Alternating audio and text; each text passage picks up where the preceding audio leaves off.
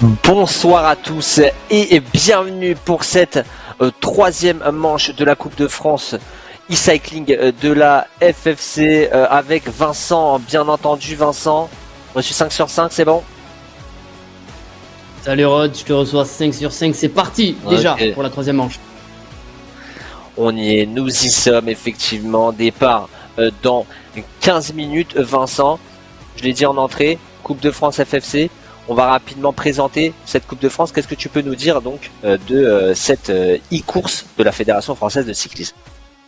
La Coupe de France FFC de e-cycling, c'est 5 manches qui ont commencé en novembre. Ça se finira mi-janvier. 5 manches pour élire au point par catégorie et bien sûr hommes et femmes le leader e-cycling de la Coupe de France. C'est déjà la deuxième édition de cette Coupe de France qui déjà l'année dernière nous a réservé de belles surprises. On est sur la deuxième édition et déjà la troisième manche, Rodolphe, avec plusieurs formats d'épreuves disponibles. Ce soir, ça va être très particulier. Exactement, on va avoir le temps d'en discuter. Ce soir, on part sur une course au point. Tu nous l'as dit, donc une Coupe de France, différentes courses, mais donc des points à gagner. Pourquoi? Et surtout, comment on fait pour les gagner, ces points, Vincent? Suivant le type de course, bien sûr, le type de soirée même, il y a des points différents à gagner. Mais au final, le premier de chaque soirée remporte 230 points par catégorie. Donc chaque soirée, c'est le même barème finalement. Et à la fin des 5 manches, on fera le cumul des différentes manches. Ça, c'est le barème sur, on va dire, sur plus de 100 coureurs. Il y a des écarts qui peuvent se faire, Rodolphe, on le voit avec les 5 premières places où... déjà, on va voir le classement tout à l'heure, il y a de sacrés écarts. On va rajouter une petite précision. Les 3 catégories, bien sûr, catégorie 1, catégorie 2, catégorie 3, Vincent, et également la course féminine pour aller chercher le Graal du côté de Perpignan, je crois, Vincent. Exactement, parce que cette Coupe de France, au-delà de décerner un titre de vainqueur de la Coupe de France dans l'une des catégories chez les hommes ou chez les femmes, bien sûr, les 20 premiers par catégorie et chez les femmes aussi sont sélectionnés pour aller au championnat de France e-cycling qui aura lieu cette fois-ci en présentiel. Rodolphe, ce sera exactement mi-février du côté de Perpignan pour 2 jours de compétition, 2 jours complètement fous où là, on pourra vraiment élire un champion de France dans les différentes catégories. On va faire donc, Vincent, un petit tour du côté des classements, tranquillement. On va y aller, justement, tu en parlais de ces différents classements.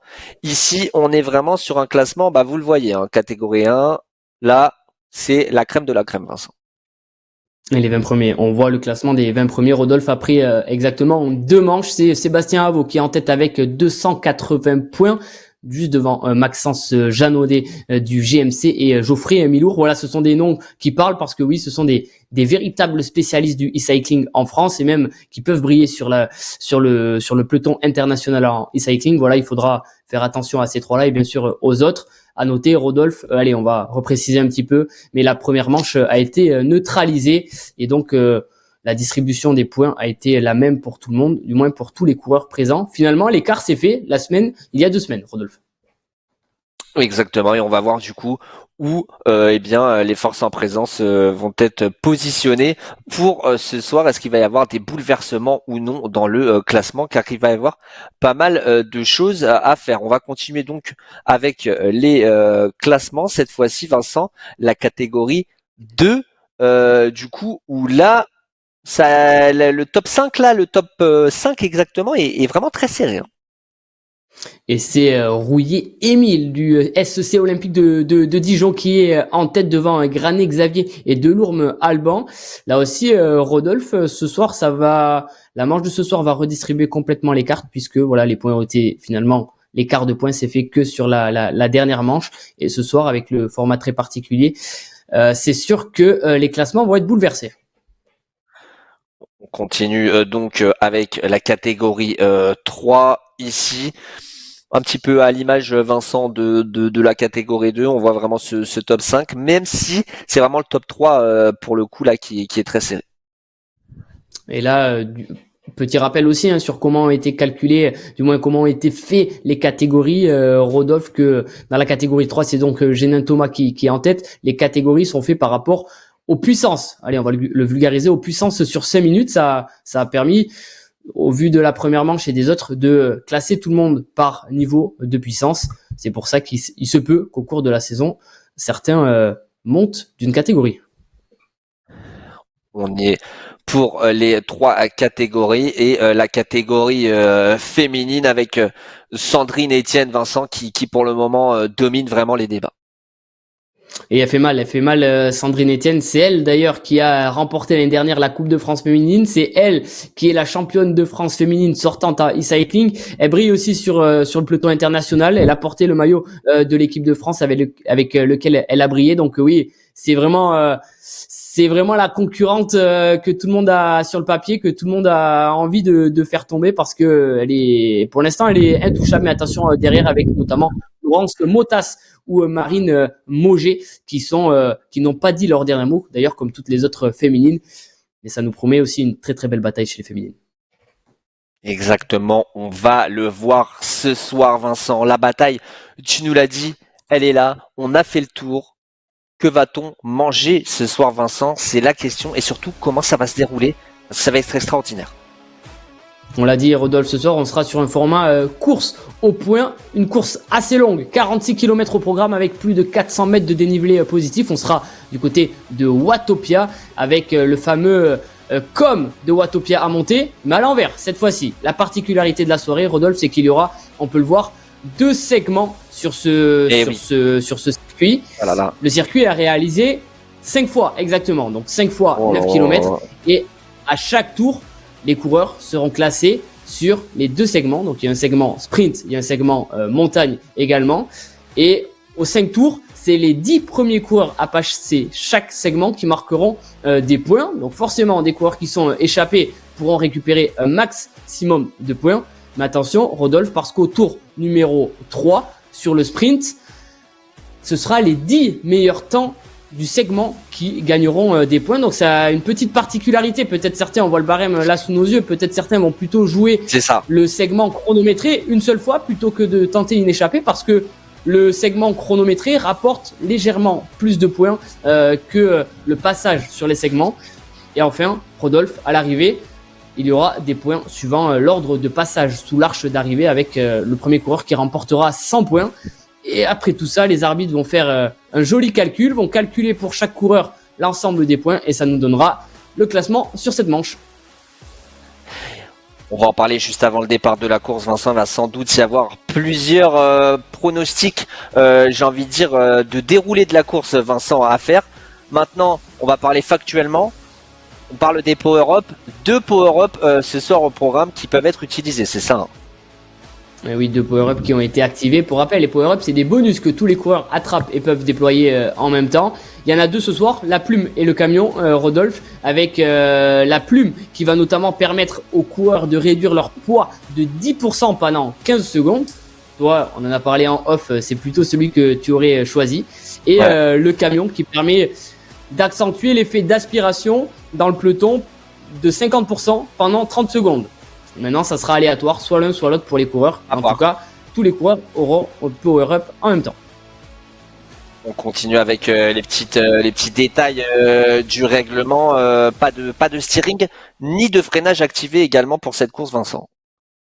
Oui, exactement. Et la résistance à 100% sur les hommes traîneurs. Voilà, là, on parle un peu aux connaisseurs, mais il y a pas mal de paramètres qui sont pris en compte sur cette Coupe de France et le règlement est bien strict, bien net. Et voilà, tous les coureurs sont finalement sur le même pied d'égalité. On va partir maintenant sur ce que j'ai appelé tout à l'heure le pronostic du déroulé de course, Vincent. C'est une course à points où il y a beaucoup de points à aller chercher si on est le premier à passer, mais également au niveau des chronos. Comment tu penses que cette course va se dérouler ? Ça va être très spécial parce que finalement, à la fin de cette soirée, il restera plus que 2 manches sur la Coupe de France. On sait qu'il y a un enjeu aussi derrière de sélection sur le championnat de France. Et ce format course-point, il faut vraiment bien le cerner. 2 possibilités, on en a parlé, Rodolphe. Peut-être qu'il y en a qui vont tenter une échappée et résister un maximum de temps au peloton pour passer en premier sur un maximum 2 segments. À chaque fois qu'ils passeront en premier sous un segment, ils pourront récupérer 10 points. 10 plus 10 plus 10, ça peut faire beaucoup. On avait fait quelques stats, Rodolphe, et c'est vrai qu'un coureur qui serait échappé, Oui. soyons fous, pendant 4 tours en solitaire, pourrait prendre 20 points par tour. 20 fois 4, ça fait quand même pas mal. Et même en se loupant le sprint d'arrivée, il pourrait faire une magnifique opération au classement général de cette Coupe de France. Voilà, 2 stratégies. Après, on sait, il y a des équipes qui sont bien représentées, donc peut-être qu'on va éviter justement de faire en sorte que des coureurs sortent en échappée. Exactement, et on passe le petit bonsoir à Jean-Luc Meyer et à Kyrian qui sont là également. Malheureusement, Kyrian qui vient de nous annoncer, Vincent, un état grippal et donc qui pourra pas participer ce soir à la course. Ça va coûter cher malheureusement les absences à partir de maintenant. Vincent, tu l'as dit. Pour continuer sur cette pronostic, moi j'ai envie de dire, s'il y a des personnes qui nous entendent et qui ont l'habitude de finir dans le ventre mou du peloton, si vous avez les capacités et surtout s'il y a une possibilité à faire, il y a vraiment des points à aller chercher pour remonter au niveau du classement de la course, Vincent, et pour aller gratter des points peut-être qu'on n'aurait jamais été en mesure de pouvoir aller chercher dans une course dite classique. Est-ce que ce soir, Vincent, il va y avoir aussi la bataille du top 20 pour la participation au championnat de France à Perpignan? Ouais, forcément. Suite à la manche de ce soir, on aura passé déjà la moitié de la Coupe de France, donc il va y avoir des écarts. On le sait, la première manche finalement n'a pas autant compté que prévu. Pour moi, ce soir, on va déjà avoir une belle image de qui peut potentiellement être qualifié pour le France. Voilà. Après, on n'est pas à l'abri comme Kyrian Meyer d'un ennui, d'une maladie qui fait qu'on va devoir être out pour les 2 dernières manches. Affaire à suivre. Il va falloir encore une fois bien gérer cette manche va pas être simple dans la stratégie parce que les points sont chers. Si on laisse partir une échappée de 10, déjà à chaque segment, on gagnera si on est encore dans le peloton 0 points. Et les segments, Rodolphe, ils vont user, ils vont être très répétitifs puisque le premier segment, ça sera le sprint. Il arrive tout juste au kilomètre 2,5 et le pied de la bosse, donc du com qui permet aussi d'aller chercher des points, arrive lui au kilomètre 5. Donc ça va s'enchaîner, sachant qu'on sait que le circuit fait tout juste 9 kilomètres. Vraiment, ça va s'enchaîner. Il va falloir aussi gérer cette intensité qui va être, comme on le connaît, la fameuse intensité en e-cycling. Et à noter, Rodolphe, peut-être que ça peut parler à certains. Ça va peut-être donner même quelques idées. Le sommet de la bosse au dernier tour sera tout juste placé à 2,5 km de l'arrivée. Ouais. Un coureur qui fait le jump, il pourrait aller chercher la première place en haut du dernier com. Il peut faire la descente à bloc et aller chercher les 100 points à l'arrivée. Exactement. Et il y a ce premier sprint, Vincent, qui arrive. Tu l'as essayé là, juste avant, on va parler des coulisses. Tu l'as essayé toi, même sur le home trainer. Le sprint arrive juste après un espèce de toboggan. Ça va aller à 100 à l'heure là. Ouais, c'est ça. Finalement, le premier sprint pendant 2,5 km, c'est des montagnes russes. Alors ça monte pas longtemps, ça descend jamais longtemps non plus, mais suffisamment pour désorganiser un peloton. Le placement va être très très important. Et ce sprint, il arrive juste après une petite montée où on va retrouver du 5-6% et puis une descente surtout, une descente très rapide, virage à gauche, sprint de suite. Et on le redit. Hormis au 3e tour, c'est la place au bout du segment qui permettra d'aller chercher des points. Donc, attention au placement. Attention au placement, et on le dit souvent, les équipes vraiment là, il va y avoir des rôles à donner, des cartes à jouer pour chacun, peut-être des équipiers de luxe qui vont peut-être sortir leur épingle du jeu. On aura le temps de le voir. Ça va commencer de toute manière, Vincent, dans une petite minute. Combien de coureurs là pour l'instant? Ouh là, il y a du monde ici, Vincent. Déjà, là, on est au niveau de la course de la catégorie 1. Et je crois que tout le monde est là.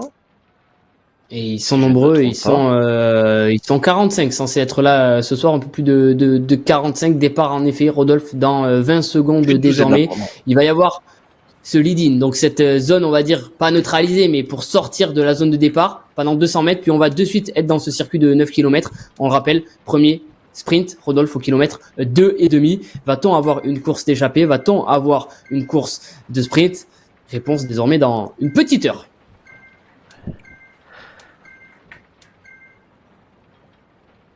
Les dés sont jetés, Vincent, pour cette troisième manche de la Coupe de France de la Fédération française de cyclisme e-course. Ici, nous y sommes, donc tu l'as dit, 2,5 km. C'est le premier sprint, il dure 200 mètres. Lâchons les chevaux, Vincent. Et les chevaux, il faut les lâcher, ça c'est sûr. En tout cas, voilà, comme à notre habitude, c'est un peloton groupé qui part. C'est impossible de faire le départ finalement et de sortir du peloton dès le départ. Mais là, on est dans Watopia exactement. Les coureurs vont très vite sortir de Watopia. Et pourquoi pas, on va peut-être voir les premières échappées. Exactement, en tout cas ici vous le voyez, le peloton qui roule en file indienne pour le moment, Vincent, avec Cambier à l'image, et il y a des tentatives à l'avant du peloton, j'ai l'impression, mais tout le monde là directement et à bloc, j'ai l'impression que cette allez, 2,3 premiers kilomètres juste avant le sprint vont être très compliqués à gérer pour les coureurs, avec une tentative de départ de notre ami Rhubarbe de l'EC Vélizy. Le Sevelisi, le coéquipier de Thibaut Roland, qui est 9e pour l'instant au classement général de cette Coupe de France. Jonathan Rhubarbe, il a fait le même coup. Rappelle-toi, il y a 2 semaines, Rodolphe, il est là, lui, pour jouer le collectif. Mais on ne le laisse pas partir déjà avec, déjà aux avant-postes, Jeannaudet et Milour, eux qui jouent la place de 2 notamment, et la place de 3 au classement général. Les leaders sont déjà de sortie. Exactement, et c'est revenu directement, mais attention à ne pas créer une cassure ici dans ce peloton, tu l'as dit Milour, qui est venu imposer le rythme, 1 km déjà de parcouru, le sprint démarre, c'est quoi, dans 700 mètres Vincent? Parce que vraiment là il arrive comme never change. Ça y est, on vient de sortir en tout cas de Watopia, Rodolphe. On a tourné sur la gauche, encore 1,5 km et puis on va être dans ce premier sprint. Pour l'instant, pas d'échappée. Ça veut dire que si personne ne sort du peloton avant le sprint, c'est tout le peloton qui va sprinter pour tester d'aller chercher les premiers points. On rappelle, les 10 premiers coureurs à passer la ligne de sprint gagneront des points, 10, 9, 8, 7, etc. Le placement va être très très important et on le voit déjà, peloton légèrement étiré. Là, au-delà de la 20e place, ça peut être compliqué déjà de se replacer parce qu'on est à 1 km Rodolphe du sprint. Et là, Vincent, j'ai l'impression on est face aussi à un phénomène, hein, Florian Gosselin qui était en catégorie 2, qui a été surclassé, tu l'as dit, du fait des productions de watts. Et là, il est à l'avant de ce peloton. Et oui, le coureur du Vessenaï est là qui tente de sortir comme à son habitude, tu l'as dit, c'est un des coureurs qui est monté de la catégorie 2 à 1, mais là ils sont 2 à être sortis. Pasturel et Gosselin, ils sont pris en chasse par Espada juste à l'avant du peloton, ils ont tout juste 2 secondes d'avance. Rodolphe, on est à 500 mètres, on va monter et puis tourner à droite, descendre, tourner à gauche, on sera dans le sprint. Va-t-on pouvoir revenir désormais sur ces deux-là? On voit pas mal de coureurs du Team Foot qui sont déjà en train de mettre les watts kilos dans le rouge. Exactement, c'est ça, on va voir, on vous l'a dit, le début du toboggan, là on va arriver au sommet et c'est Florian Gosselin qui tente aussi de mettre un maximum d'attaque. Il avait déjà un petit peu d'avance, mais on dirait que ce peloton est en train de regardez les efforts. Vincent, à droite de ton écran, 12 watts kilo, Jeannaudet est à 11,3 watts kilo. Est-ce qu'on va revenir sur ces échappées? Le sprint n'a toujours pas commencé, Vincent. Oh, le retour fou de Milour là qui vient de rentrer sur les 2 échappées. Milour va déjà mettre une belle option. Ça y est, il est en train de tourner sur la gauche. On n'est pas encore au début du sprint, mais les autres favoris sont très très loin. Le sprint fait 200 mètres, Rodolphe, mais Milour là va aller chercher les points, je pense. Bien joué à lui. Il a mis la bonne option là, Milour, sur cette affaire. Derrière lui Gosselin et on a Jeannaudet à 1 seconde de Gosselin. Gosselin va-t-il réussir à aller chercher ces points-là pour le moment? Jeannaudet, oh il y a Vaux aussi qui revient très fort. Et Milour qui a anticipé le sprint, il est sorti aux 500 mètres, mais c'était la bonne option finalement parce qu'il est allé chercher les gros points. On va pas tarder, je pense, à avoir l'ordre de passage. On va savoir on va savoir finalement qui a déjà marqué des points. Mais Rodolphe, le prochain moment pour gagner des points va très très vite arriver puisqu'on va arriver dans cette bosse. La bosse, Rodolphe, c'est un com de 2,4 km à 2%, très irrégulier. Finalement, il y a 700 mètres durs, un replat, puis de nouveau un peu dur, mais voilà, il faut savoir gérer la première partie. Exactement. Et là, justement, cette partie, Vincent, alors, Question bête, hein. Que faut-il faire là? On récupère ou tu penses que toi la course va toujours continuer entre les deux parties qui rapportent des points? On va continuer à faire tourner les jambes ou est-ce que tu penses qu'au fil des tours on va commencer à noter peut-être un petit ralentissement entre les différents camps? C'est tentant quand même, c'est tentant de partir et de prendre un peu de temps au peloton pour aller chercher un maximum de segments parce que les segments sont très très rapprochés et on peut, aller pas facilement, mais on peut en jouant voilà en se créant des opportunités comme ça, on peut aller chercher pas mal de premières places sur les segments. Donc j'ai envie de dire ça, je pense que ça va tout le temps rouler vite parce il y aura tout le temps ce type de coureur qui va vouloir saisir cette opportunité. C'est reparti. Jeannaudet avait saisi justement après le sprint d'opportunité. Oui. Il est rejoint par Cédric Bernard et Hugo Vior, par exemple. Exactement. C'est là la partie un peu dure à gérer, Rodolphe, parce que on est sorti du sprint, donc le prochain moment pour gagner des points ne va pas tarder. Mais il y a la bosse à monter. Et la bosse, on va la monter en 3,50 environ. Donc ça fait encore du moment où faut être en prise. Exactement, on était sur Mathieu Jeannaudet, Maxence Jeannaudet, le coureur du GMC 38 Vincent qu'on a l'habitude de voir. Là on est sur notre ami Cédric Bernard qui a décidé tout simplement de mettre un petit taquet également. On est là face à un coureur également Vincent de la région Aura, mais lui c'est plutôt l'UC Aubenas. Son club, mon cher Vincent, également team Hexagone bien sûr, mais en tout cas il est de la partie aussi. Les coureurs de la région Aura, ils ont peut-être l'habitude, Vincent, de ces pentes un peu escarpées, de ces, permets-moi l'expression, parcours casse-cul. Belle expression, Rodolphe, mais oui, ils adorent ça, c'est les coureurs de cette région-là. Ça va être on n'est pas sur des bosses très très longues, il faut du punch, et ça, ce type de coureurs, les ont.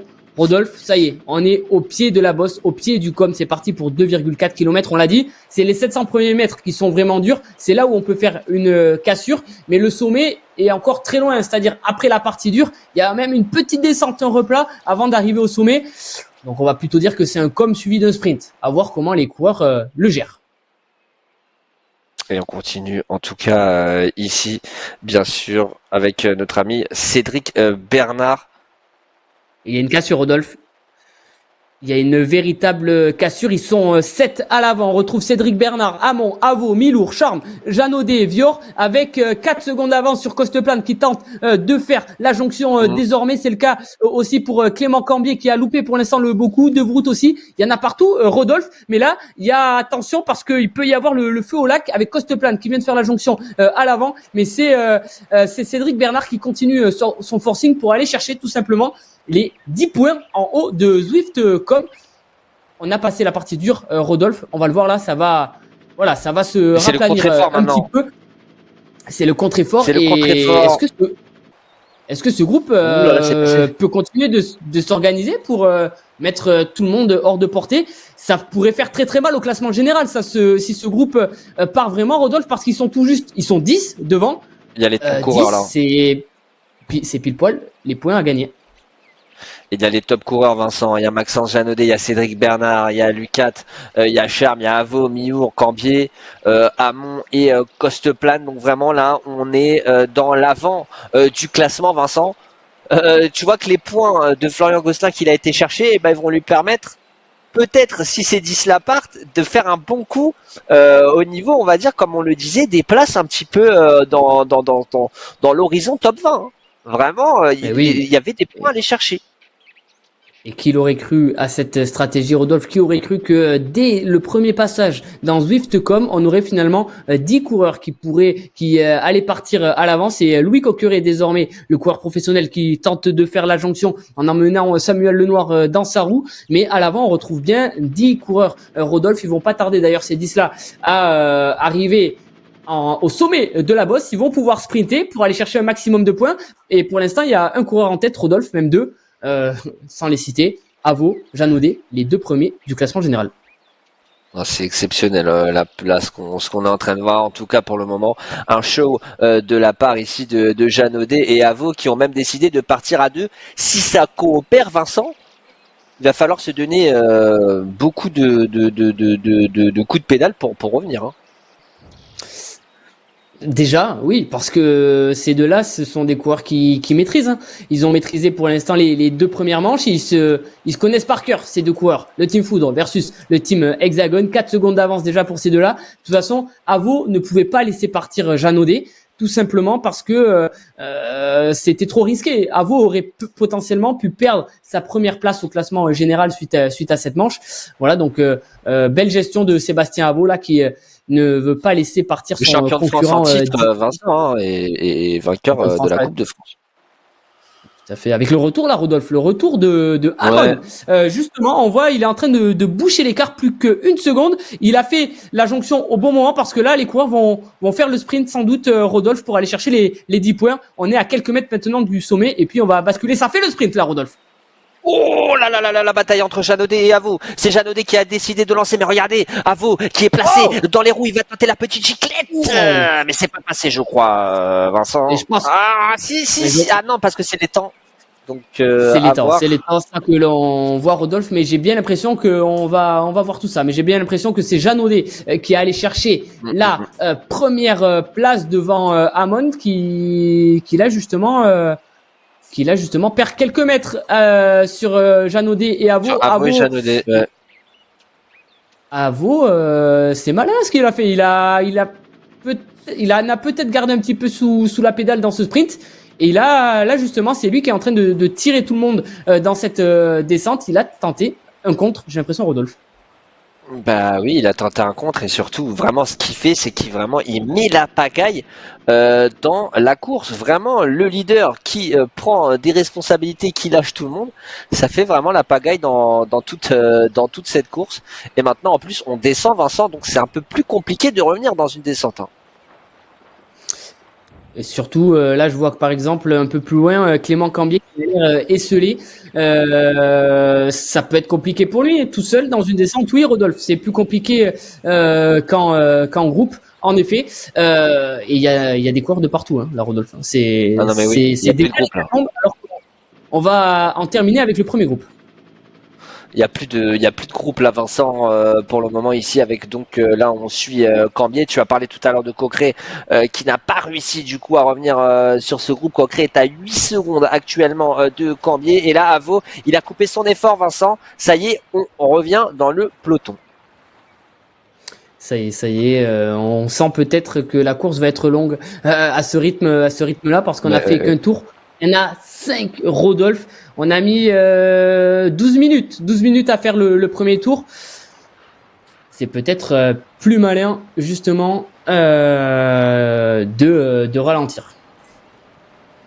En tout cas, c'est ce qui est en train de se passer, Vincent, là, phase de ralentissement. Encore une fois, Vincent, on est sur notre canapé. Hein. Le ralentissement, bon. On a quand même bouclé, si je ne me trompe pas, du coup, ce tour en 13 minutes, Vincent. En 13 minutes, exactement. Et Rodolphe, avant d'aller un peu plus loin, confirmation au niveau des arbitres, on aura plus d'infos juste après. Mais voilà, les coureurs se relèvent justement. Petit problème de paramétrage au niveau de la course, c'est pour ça que pour l'instant les coureurs sont en train de se relever. Tous les arbitres sont en train de se réunir pour nous donner toutes les informations complémentaires et voir comment va se dérouler la suite de la course. Mais c'est pour ça, petit moment de flottement actuellement et de flou dans le peloton. Mais vous inquiétez pas, là les arbitres sont en train de bien gérer ça. Rodolphe, je te propose qu'on revienne sur ce premier tour en attendant de folie, un tour de folie puisque on a des coureurs qui ont tenté finalement une échappée dans le premier sprint pour éviter justement de faire ce sprint. Et suite à ce sprint, le rythme était tellement affolant que c'est les coureurs qui sont passés à l'avant dans le premier sprint qui ont pu continuer leur bout de chemin. Exactement, et on y est donc ici avec un ralentissement pour l'instant avec notre ami Sewin. Ici, Vincent. Paul Sewin, la fameuse attaque Sewin, Rodolphe. Ah oui, c'était l'an dernier. C'était l'an dernier. Est-ce que cette attaque elle a fonctionné, Vincent, l'année dernière? Cette attaque a plus que fonctionné. Il a fait un sacré numéro, notamment sur le championnat de France, en allant chercher à chaque fois les 2 premières places en solitaire sur les 2 manches. Donc chapeau, Monsieur Sewin avec sa fameuse attaque Sewin. Il va falloir compter sur lui sur la suite de cette Coupe de France. Coursier, Vincent, du CC Nogent-sur-Oise, deuxième du Tour de Guyane en 2022, deuxième de l'étape 8B. Il a fait une troisième place également à l'étape 2A du Tour de Guyane, huitième au Grand Prix de la Sologne en 2022 et deuxième du Prix de Chaudun. Donc là, on est vraiment sur un coureur qui sait gagner, Vincent, qui sait être aux premières places des courses auxquelles il participe. Il a la caisse, comme on dit dans le milieu. Attention à lui, en effet. Je me rappelle sur les championnats de France, ce qui s'était passé. Je crois qu'il était sorti dès les premiers mètres de la course. Il est sorti en danseuse. Il ne s'est jamais rassis. Donc voilà, c'est un coureur qui a de la puissance, qui a de l'endurance, et ce type d'effort en e-cycling, il adore, lui qui confiait justement, qui utilisait le e-cycling comme vraie préparation hivernale. Et regarde, on a qui à l'image, Vincent? Et on est de retour. Ne serait-ce pas la championne de France 2023, Vincent, de 2022, pardon, dans 2023 de e-cyclisme?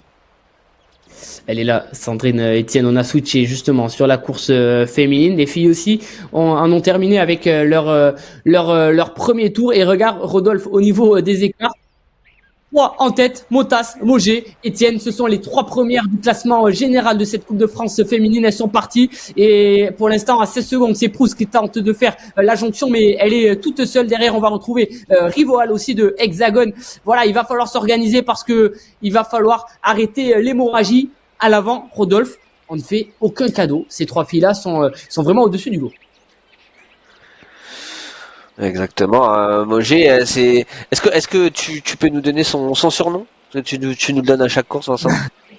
Il paraît que son surnom, c'est Lamoge. Voilà, en tout cas, on l'a.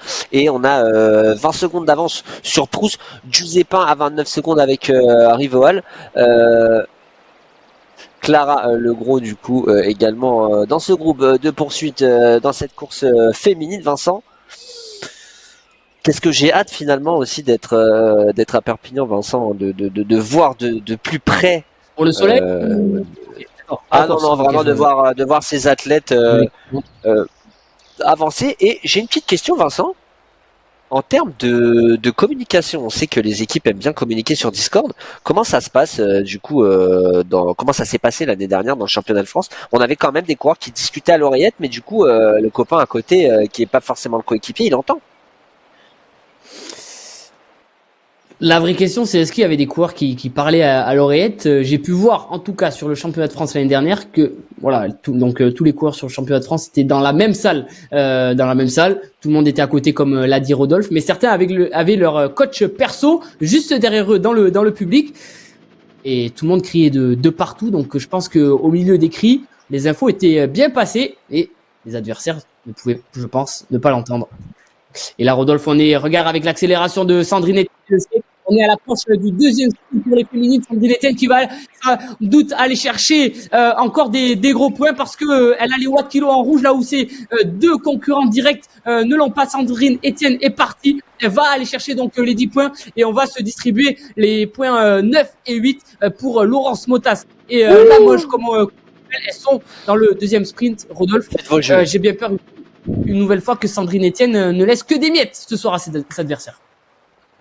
Oui, que des miettes. Mais là, pour le coup, Vincent, les places d'honneur vont vraiment compter également dans cette course. Alors qu'on me dit à l'oreillette, Vincent, Radio Tour, grosse information, la course serait neutralisée. On va revenir très rapidement là parce que de ce que j'entends pour le moment à l'oreillette de Radio Tour, Vincent, on est sur une course neutralisée information. Donc de la soirée, mesdames et messieurs, vous pouvez continuer à pédaler, mais pour le moment la course est neutralisée, Vincent. Les courses neutralisées, en effet, on va avoir plus d'informations d'ici peu que les arbitres vont nous communiquer. Mais voilà, petit problème au niveau technique sur cette Coupe de France, tout simplement parce que il n'y a pas d'aspiration pour les coureurs, pas de draft, c'est-à-dire qu'on est comme dans un contre-la-montre en solitaire. C'est pas parce qu'on les voit à côté qu'ils ont l'air de rouler ensemble. Voilà, il n'y a pas d'aspiration, donc pas de stratégie possible. Donc course neutralisée, on le répète. Toutes les informations suivantes n'auront pas à tomber. Rodolphe, bien sûr, on s'excuse auprès de tout le monde, auprès des coureurs, mais il y aura bien sûr des conséquences sur cette manche avec tout ce qui va être mis en place pour que la compétition reste la compétition, bien sûr. On sait très bien de toute manière que ce sont des décisions difficiles à prendre, mais effectivement pas de draft. C'est ça aussi, Vincent, les aléas du e-cycling. Hein. Des fois, on a des courses annulées sur route pour cause d'intempéries, etc. Et bien Exactement, là, bien sûr, on est dans la même situation. Là, j'ai l'impression d'être dans cette étape maudite, Vincent, du Tour de France, où je ne sais pas si tu t'en souviens, mais notre ami Alain Philippe... J'ai même pas envie d'y penser. Ça me rappelle des souvenirs très très douloureux. Et confirmation, Rodolphe, toutes les courses sont annulées, terminées ce soir. Voilà, on vous a montré un petit peu les hommes, puis on avait switché sur les femmes, mais c'est le même cas donc à tous les cours. Si vous nous entendez, courses annulées. Et la suite des informations très prochainement. Ne vous inquiétez pas. Exactement. On n'aimerait vraiment pas là être à la place de tout le monde, là, que ce soit des organisateurs, des coureurs, des arbitres, etc. C'est jamais une sensation bonne, malheureusement, mais on compte et on sait que les équipes de la Coupe de France de e-cycling va vraiment travailler et de toute manière, on va trouver une solution pour vous permettre tout simplement de faire cette course à une date ultérieure. D'ici là, Vincent, il va falloir vraiment être ultra connecté, j'ai envie de dire, et puis on vous enverra les informations. Toutes les équipes de la Coupe de France de e-cycling vont vous envoyer les informations sur la marche à suivre. N'oubliez pas de rejoindre le Discord de la FFC si vous n'avez pas entendu parler encore de cette application même ou de ce Discord. N'hésitez pas tout simplement à chercher, vous tapez Discord FFC et vous allez tout simplement le trouver. Vincent, donc on se donne en rendez-vous, pour l'instant le rendez-vous est pris en 2024, si je ne me trompe pas. Manche 4 pour l'instant en 2024, mais sous réserve bien sûr que la manche 3 ne soit pas reportée très prochainement. Vous allez être, comme l'a dit Rodolphe, informé de toute façon tous les coureurs très très prochainement sur le Discord par mail, ne vous inquiétez pas. Nous en tout cas, ça nous a régalé ce format, Rodolphe, et on espère très vite le retrouver parce que il y a du sport dans ce format. On vous souhaite une bonne soirée et nous sommes encore désolés malheureusement pour cette situation. Force à vous, récupérez bien sur le home trainer parce que vous avez fait un effort, donc canalisez un petit peu et grosse force aussi à toute l'équipe de la Coupe de France de e-cycling qui désormais va bûcher pour vous les amis, pour vous permettre de participer à cette course à une date ultérieure. Restez connectés pour toutes les informations et bonne soirée bien sûr.